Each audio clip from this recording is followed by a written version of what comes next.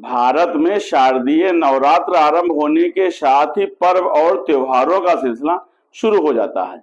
हिंदू धर्म में नवरात्र को एक मुख्य त्योहार के रूप में माना जाता है और नवरात्र में माँ दुर्गा की पूजा के लिए हम देखते हैं कि जगह जगह पर पंडाल बनाए जाते हैं और नवरात्र में इन पंडालों में गरबा खेला जाता है, जो कि नवरात्र पर्व के उत्साह को काफी बढ़ा देता है।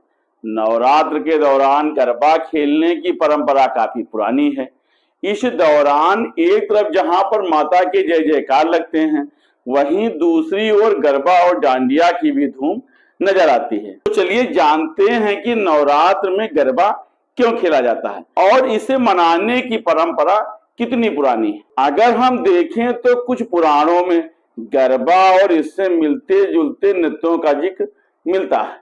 हरिवंश पुराण में दो लोकप्रिय नृत्य का जिक्र मिलता है, दंड रसक, ताल रसक, जिसे कि गुजरात में वहां के यादव समाज द्वारा किया जाता था। इसके अलावा हरिवंश पुराण में एक अन्य अध्याय में एक अन्य नृत्य का जिक्र मिलता है, जिसमें महिलाएं ताली बजाकर डांस करती हैं। ऐसी धारणा है कि ये नृत्य शैली सोलंकी और बघेला राजवंशों के शासनकाल में काफी विकसित हुई थी।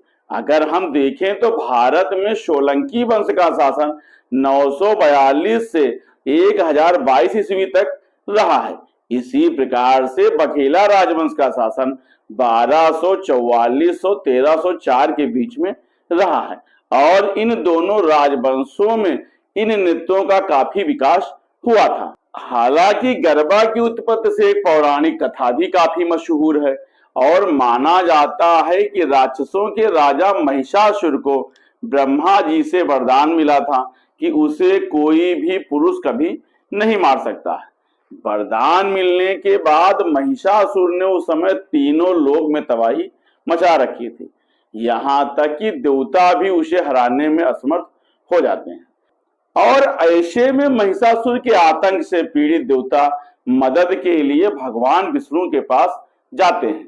ब्रह्मा, विष्णु और महेश की शक्ति से मां दुर्गा का अवतरण होता है। अपनी उत्पत्ति के बाद 9 दिनों तक लगातार युद्ध करने के बाद माता दुर्गा के द्वारा राक्षस राज महिषासुर का वध किया जाता है और अत्याचार को समाप्त किया जाता है, जिससे दुनिया की पूर्ण विनाश से रक्षा होती है। गरबा दुनिया में शांति लाने के लिए, देवी की दृढ़ता और कड़ी मेहनत के लिए उन्हें धन्यवाद देने के लिए किया जाता है।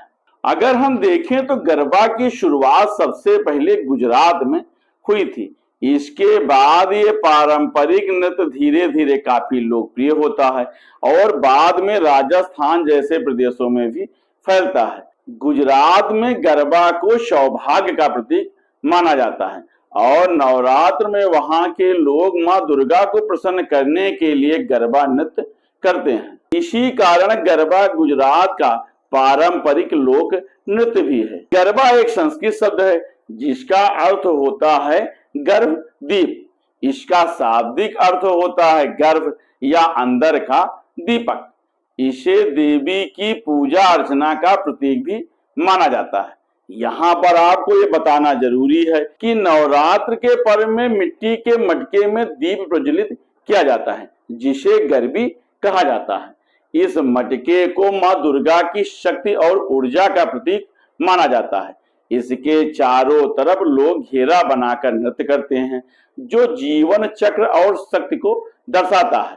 पौराणिक मान्यता के अनुसार गर्भदीप को स्त्री के गर्भ की सृजन शक्ति का प्रतीक माना गया है। इसे सौभाग्य का भी प्रतीक माना जाता है और इसी कारण गर्भदीप की स्थापना के साथ ही उसके पास महिलाएं रंग बिरंगे कपड़े पहनकर मां दुर्गा के समक्ष गरबा नृत्य करती हैं। इसी प्रकार से डांडिया राष्ट्र नृत्य मां दुर्गा को प्रसन्न करने के लिए, उनके प्रति सम्मान प्रदर्शित करने के लिए किया जाता है। डांडिया राष्ट्र नृत्य को वास्तव में मां दुर्गा और राक्षस राज महिषासुर के बीच एक नकली लड़ाई के मंचन के रूप में किया जाता है। डांडिया में इस्तेमाल की जाने वाली छड़ी को मां दुर्गा की तलवार कहा जाता है, जो कि बुराई का विनाशक प्रतीक है। इसी कारण डांडिया राष्ट्र नृत्य को तलवार नृत्य भी कहा जाता है। नृत्य की छड़ें देवी दुर्गा के तलवार का प्रतिनिधित्व करती हैं। गरबा और डांडिया दोनों ही लोकप्रिय नृत्य हैं, लेकिन इन दोनों में अंतर भी है।